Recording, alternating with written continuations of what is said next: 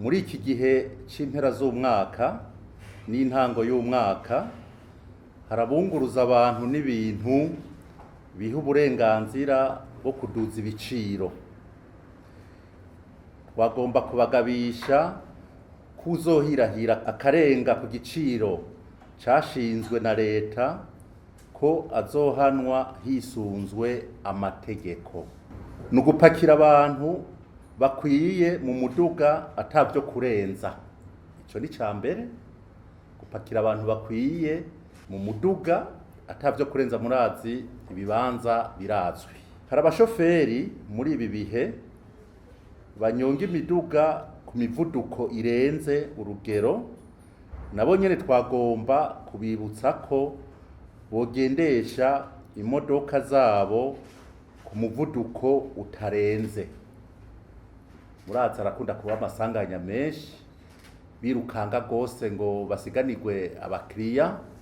Ivyo rero no kubagabisha kugira ngo umuvuduko nturenge. Twagomba kubibutsa ko ugenda ku muvuduko urenze ko bitera amasanganya, tukabibutsa ko umutekano w'ibarabara utegerezwa kubahirizwa kuko twese uraturaba. Imodoka mu gupakira abantu zitonda ku murongo hisunzwe urutonde rw'ukuntu zagiye zirashika ku murongo. Ico nacone abo batwara abantu bavyumve.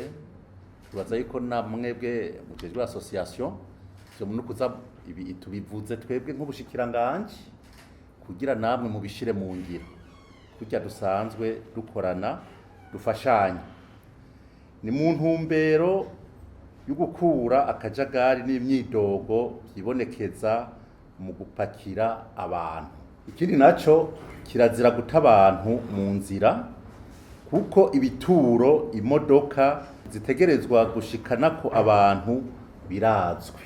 Ikindi naco mwomenya nuko turangije dusaba igipolisi co kijejwe umutekano wo mwibarabara gufasha mu gushira mu ngiro ivyo twavuze aho hejuru, na cane cane hisunzwe ico itegeko ritunganya kwiyunguruza mwibarabara rivuga.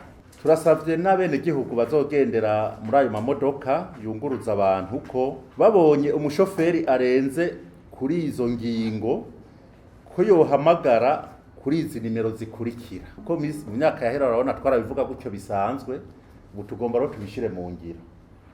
Hariho inimero 413 nizo mu gipolisi bakamenyesha mparati y'iyo modoka yarenze ko ibintu tuvuze. Ikintu kirahambaye kuko murabona imyidogo yamari myinshi ngo baduciye amafaranga menshi, badutaye mu nzira, umuvuduko, mugabo bakabura aho bitura.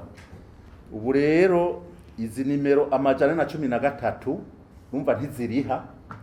Ufise agatelefone wese n'atamanite yoba afise azotelefona kuko ntiziriha. Azozitelefona akaheze avuge iplake y'iyo modoka. Gutyo ico igipolisi cacu co mwibarabara kizoheza iyo modoka kimenye ico kiyikoza gifatanije n'ubushikiranganje bwacu.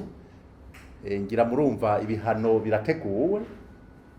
Uzobona rero mu banyonga imodoka iyo paratiyo bayivuze ngo aha naha wewe wariko wakoze ibi n'ibi, hanyuma yagera imbere bakamuhagarika, hanyuma mu nyuma gahanwa, azeza amenye yuko twabishikirije mu iyi nama kandi yuko intware zisezerana mu masesa, niko mu Kirundi babivuga.